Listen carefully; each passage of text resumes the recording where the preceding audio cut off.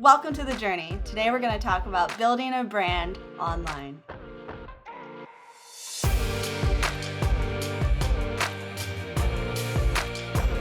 From your website and blog, social media and print marketing materials, to in-person meetings and networking, every experience and interaction a person has with your business shapes their perception of your brand.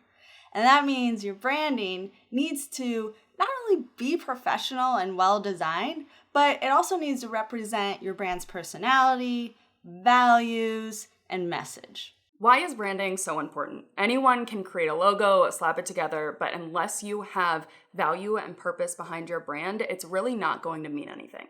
Whether you're creating a personal brand or building a business, consistency with your branding is key and is so important across all platforms. However, don't be afraid of change. If you realize that your brand needs to shift and you want to change up your branding a little bit, go ahead and do it. Obviously, you want to keep it pretty consistent, but if you know that there is a need for something fresh and something new, and if there's a change in your industry or your environment, maybe mix it up a little. But building your brand doesn't happen overnight. Don't make any crazy changes right off the bat. Just make sure that you're changing slowly over time and make sure that it really aligns with your audience and the bigger picture for your brand. For example, when I got started with my brand, I was the content bug. I was afraid to share my face. I didn't want to go by my name, and I really didn't want anyone to find me. But over time, I became really a personal brand, and it made more sense to switch to Catherine Manning. So if you need to change over time, you know your business best, and you just got to do what's right for you. So what do you need to build a strong brand identity? First things first, choose a name and be sure to choose it wisely. Be sure to pick a name that reflects not only your business's desired image, but also think about those long-term goals, as well as something that people can easily spell and pronounce. And remember, bonus tip, but at the very least, make sure it's available everywhere you want your brand to be. And nothing makes it harder for your customers to find you than having multiple different names because one was taken. Next, you'll need a brand style guide or kit. So one of the things that I did is I figured out my colors, my fonts that I wanted to go along with my brand, and that's what I use across the board whenever I'm creating graphics or anything that goes into my business. And this just really helps you to stay organized and make sure that you know everything that you need to know when it comes to your branding. Awesome points, Catherine. And just to add to that, some other things that you'd usually want to include: tone of voice, how the brand uses language and emotion, thinking about grammar, abbreviations, punctuation. I feel like you're back in school. Typography, so font styles, sizes, and spacing. Also talked about logos earlier. Catherine touched on colors that you might be using, primary and secondary colors. Other imagery things to consider would be like photos, illustrations, artwork for some. And you can even have examples of what to use or examples of unacceptable uses, right? And again, defining things like your mission, goals, target audience will make it easier to assemble all of the elements that make up your unique brand identity.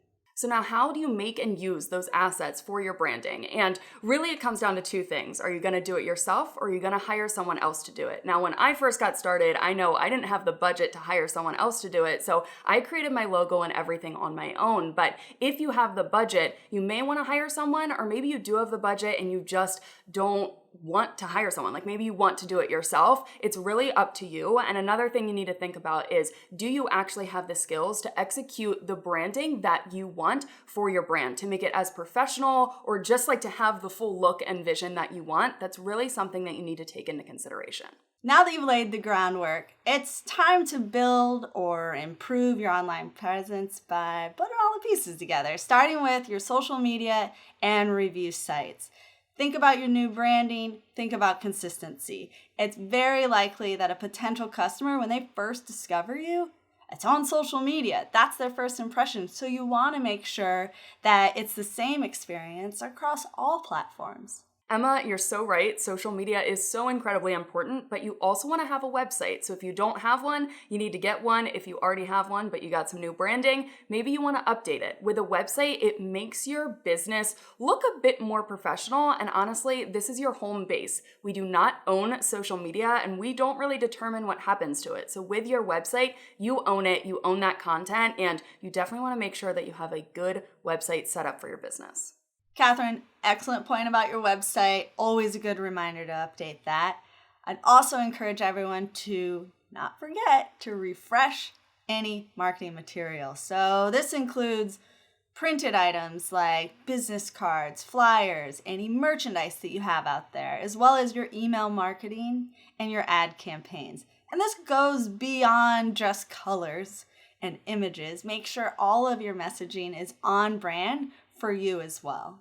We covered a lot in this video, but I'm hoping that you guys liked hearing a little bit of those tips and my experience with setting up my own branding. But I want to remind you guys that as you continue to grow and evolve, you can always change things later on. So don't get too really focused in on making it absolutely perfect in the beginning. You can pivot and you can change as your business continues to grow. And by taking the time to create and maintain a consistent look for how your brand feels and how it looks in the world, you're increasing the potential impact and influence that your marketing efforts will have on your audience. All right, that's a wrap, but your journey doesn't have to end here. We have over 200 videos for you to watch. Be sure to like, comment, and subscribe. Thanks for watching. This is The Journey.